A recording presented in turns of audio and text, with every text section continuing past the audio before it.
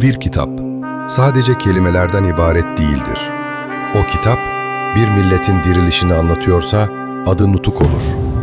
Sayfalarında cesaret vardır, umut vardır, gelecek vardır. Ve bugün o geleceğin emanetçileri bizleriz. Atatürk'ün her cümlesi bir öğretmenin yüreğinde yeniden yankılanır. Her sınıfta, her öğrencinin gözlerinde o büyük yürüyüşün ışığı parıldar. 10 Kasım sadece bir anma günü değildir. Bir hatırlayış, bir sözleşmedir. Bütün ümidim gençliktedir. Bugün o sözün nöbetindeyiz. Elimizde bir kitap, kalbimizde bir miras var.